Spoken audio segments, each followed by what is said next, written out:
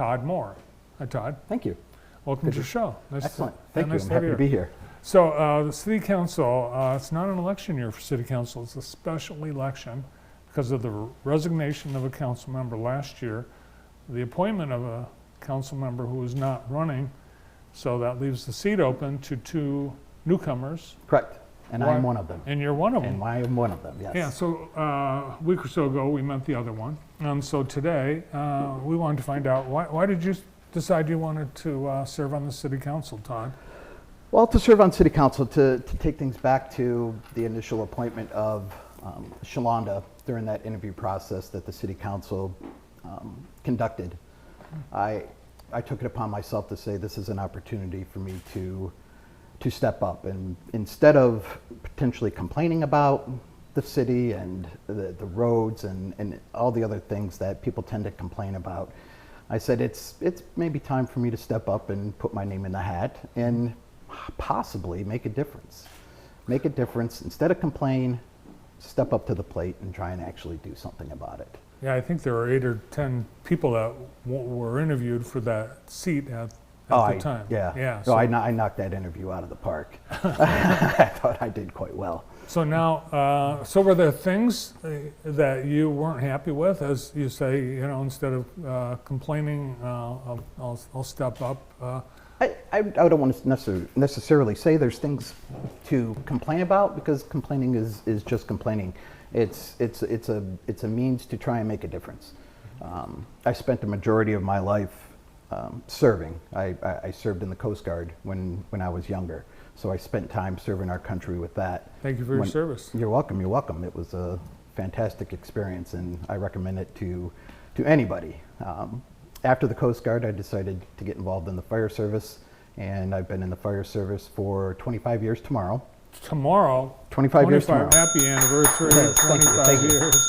So 25 years tomorrow, and again, after 25 years of the service, I still have years left in me, but I'm also looking for what is it that I can do to continue to serve the public in my older years, and I'm rapidly approaching them.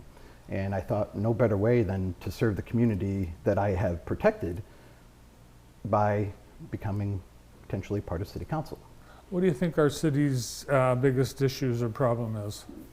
I don't know if I can really say what our biggest issues and problems are. I know by going around door to door during my campaign, naturally people complain about the roads. Mm-hmm. People complain about the taxes. I can't do anything about your taxes. However, I can try and find answers as to how you can potentially lower them. A lot of people speak up in regards to the lack of community and the lack of pride in the city, and how they like to bring that aspect back, to take pride in yourself, to take pride in your home, your street, and your neighbors. And many people feel with that being a potential process to take place in, it improves culture and improves the society that we live in. And people speak out a lot in regards to that. And I've kind of taken that to heart to say, you're right. Get to know your neighbor, help them out, help a neighbor, shake a neighbor's hand, take time away from your phone and go sit down and actually talk to somebody that lives on your street and get to know them. You mentioned tomorrow is your 25th anniversary in fire service. Mm-hmm. You're with Summit Fire Department. Being a firefighter, does that your professional experience bring any kind of insight into how the city fire and police services run? Or what you would want to do as a council member? I would like to, I feel that I have a very strong knowledge as to the inner runnings of the fire department, both Summit and Jackson. And the pride that I have in the fire department and the growth and the experience that department is gaining is hands down one of the best you're going to find. And I think we are absolutely fantastic, and I'd put our skills up against any department in the state. So I take great pride in that.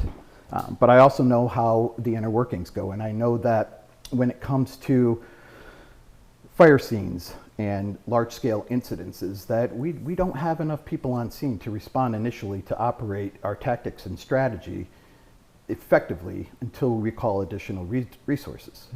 In calling additional resources, it taps the community, taps other communities of their resources, and other areas are falling short. And I have an understanding that there needs to be some change, there needs to be a look ahead to the fire service. And with that respect, I also know that the police, they're short on personnel. The police tend to have a negative outlook, and that's not a fair shake to those people that are on the street protecting us. Those are good people, I work with them. And I know that both those entities, fire and police, they need to be showcased, they need to be respected, and we require additional people to be able to operate safely and effectively and provide safety to those in the city. So are there opportunities you see our city has to take advantage of that we haven't yet? As far as what? In terms of what you see the future of the city? So I thought about that. I was cutting the grass just a little bit before I came here, and a slogan popped into my head. And the slogan popped in and it says, "Why not Jackson?" Why not Jackson? And why not Jackson being a slogan that may or may not stick. It's just something that popped in my head. But why not Jackson for those people for a day trip, for a weekend getaway, to come out to our area, enjoy our golf courses, to enjoy our parks, to enjoy our downtown, to experience what we have to offer in a beautiful small town area. And that's something that I like to promote. I don't think that we promote the city of Jackson enough. And by promoting the city of Jackson, people come from out of town and they get a positive look on the city. And they can in turn take that back to others. And it draws in more people into town, spending their money and supporting our businesses. And with that, I'd also like to add that potentially I would like to promote the city as a place to live, to grow, to raise a family, to have the old school traditions back of the kids playing outside and being able to walk to school. My two kids are here with me right now, and they've been raised here in Jackson, and one's a graduate of Jackson High and the other one's a senior at Jackson High, and I have felt exceptional about raising my kids here in the city. And they're your campaign team. They are my support team and my campaign team for today, yes. Also involved in the community outside of your profession. Tell us about some of the things you do as a community citizen.